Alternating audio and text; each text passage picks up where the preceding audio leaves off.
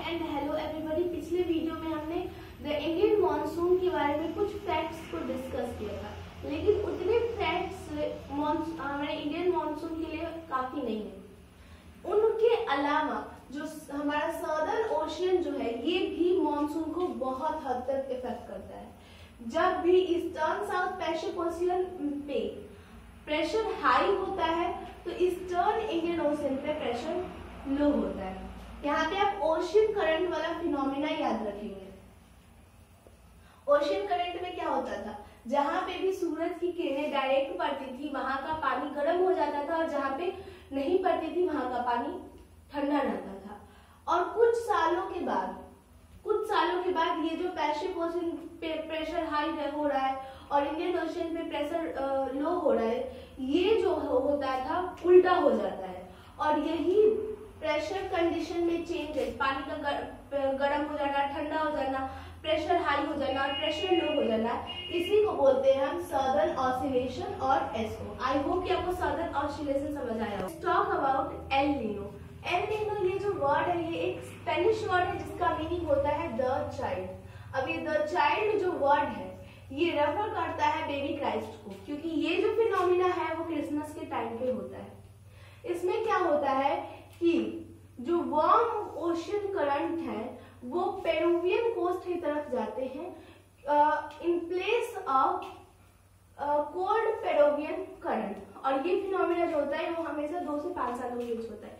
ये क्यों होता है? ये होता है ट्रेड विंड्स की वजह से। अब एल नीनो के बारे में थोड़ा और हम विस्तार से जानते हैं। अब मान लो कि ये जो है ये है साउथ अमेरिका और यहाँ पे है ऑस्ट्रेलिया। जैसा कि मैंने बताया कि ये जो होता है ट्रेड विंड्स की वजह से होता है, तो ट्रेड विंड्स ये कहाँ से ब्लो करती है?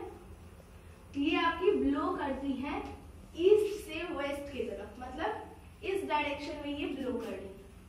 होता क्या है कि साउथ अमेरिका के पास जो होता है बहुत सारा वार्म वाटर कलेक्ट हुआ रहता है, और ये ट्रेड विंड्स क्या करती हैं कि अपने साथ साथ जब ये वेस्ट की तरफ आती हैं तो ये इन वार्म वाटर को लेके चली आती हैं ऑस्ट्रेलिया के पास। यहाँ पे लाके ये वार्म वाटर जो होती है, खूब सारा वार्म वाटर यहाँ पे कलेक्ट कर देती है। यहाँ का जो वार्म वाटर है वो यहाँ पे आया, तो यहाँ पे पानी कहाँ से आता है? यहाँ पे आता है नीचे से पानी।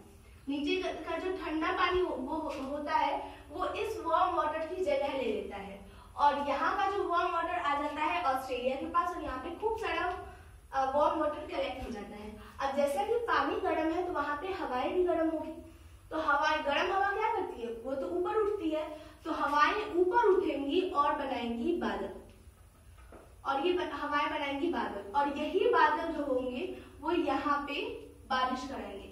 यही फिनोमिना उल्टा हो जाता है। उल्टा नहीं, बेसिकली थोड़ा गड़बड़ हो जाता है। कब? जब यहाँ की साउथ अमेरिका के पास जो वार्म वाटर कलेक्ट हो रहा है वो आपके इधर ऑस्ट्रेलिया की तरफ नहीं आती है। क्यों नहीं आती है? क्योंकि ये ट्रेड विंड्स जो है अब ये वीक हो गई है, ये इस वार्म वाटर को इधर ला नहीं पाती, तो सारा वार्म वाटर जो होता है इस वाले साइड में कलेक्ट हो जाता है। कलेक्ट हो जाता है तो वार्म वाटर है तो हवाएं भी गर्म होंगी, तो गर्म हवा धीरे धीरे ऊपर उठती है। ऊपर उठती है तो ये भी बनाती है बादल। जब ये बादल बनाती है तो बारिश आते हैं, तो सिर्फ बारिश नहीं आती, यहाँ पे आती है हैवी रेनफॉल, फ्लड्स आते हैं और कई सारे साइक्लोनिक डिस्टर्बेंस आते हैं। और यही सब जो फिनोमिना है इसी को बोलते हैं एल नीनो या फिर ENSO. Now let's talk about the onset of the monsoon and the withdrawal. तो अब इतना सब कुछ हुआ तो मानसून आया। हमारे यहाँ मानसून का ड्यूरेशन जो है वो 100 से 120 दिनों का होता है। जून और मिड सितंबर तक हमारे यहाँ मानसून जो होता है रहता है। और मानसून जो होती है वो हमारे यहाँ या तो प्री मानसून शावर होता है या फिर ब्रस्टिंग ऑफ मानसून होता है।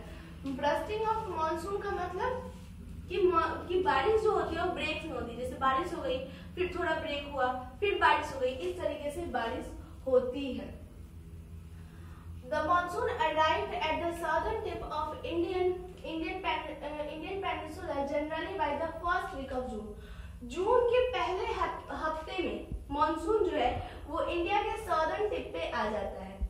अब जून के फर्स्ट वीक में मानसून जो होता है इंडिया के सदर्न टिप पे आ जाता है, और सदर्न टिप के आने के बाद ये 2 में डिवाइड हो जाता है। एक ब्रांच आपका अरेबियन सी की तरफ जाता है और एक ब्रांच जो होता है वो बे ऑफ बंगाल के साइड आता है। तो जो बे ऑफ बंगाल के साइड आता है उसे बोलते हैं बे ऑफ बंगाल ब्रांच, और जो अरेबियन सी की तरफ जाता है उसे बोलते हैं Arabian sea branch. I hope इतना आपको समझ आया होगा। अब ये अरेबियन सी वाली जो ब्रांच है वो 10 जून तक आपकी मुंबई तक पहुंच जाती है, और जो बे ऑफ बंगाल वाली ब्रांच है वो और जल्दी असम तक पहुंच जाती है जून के फर्स्ट वीक में ही। जून की यहाँ पे फर्स्ट वीक में ही ये पहुंच जाती है असम तक। अब ये असम तक पहुंची तो इसे और आगे जाना चाहिए था, लेकिन ये आगे नहीं जाती है। इसका रीजन ये है कि वहाँ तो माउंटेन्स है ना, तो वो माउंटेन्स जो होते हैं इसे डिफ्लेक्ट कर देते हैं और ये आपकी आ जाती है नॉर्दर्न प्लेन में। वहीं जो अरेबियन सी वाली ब्रांच है वो मिड जून तक आपके कच्छ तक पहुंच जाती है। उसके बाद ये भी कंट्री के सेंट्रल पार्ट में पहुंच जाती है। अब ये जो दोनों ब्रांचेस हैं, अरेबियन सी ब्रांच और the bay of Bengal branch, ये दोनों ब्रांच नॉर्थ वेस्टर्न में गंगा प्लेन पे आके मिल जाती है, ठीक है।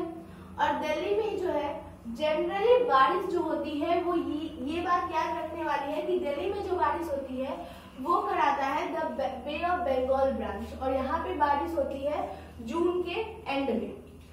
फर्स्ट वीक ऑफ जुलाई के, मतलब जुलाई के पहले हफ्ते में आपके वेस्टर्न उत्तर प्रदेश में बारिश हो जाती है, पंजाब में बारिश हो जाती है, हरियाणा में बारिश हो जाती है, और ईस्टर्न राजस्थान में जो है वहां भी बारिश हो जाती है। और मिड जुलाई तक आते आते हिमाचल प्रदेश और पूरे कंट्री में जो होता है मानसून आपका आ गया होता है। आई होप ये सारे पॉइंट्स आपको समझ आए होंगे। Let's talk about withdrawal of the monsoon.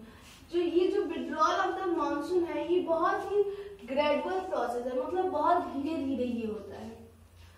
North western states of India in early September और अक्टूबर तक, मतलब मिड अक्टूबर और अर्ली सितंबर से नॉर्थ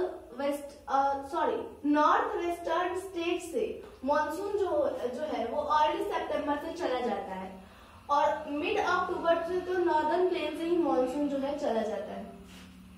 इसके बाद जो दिसंबर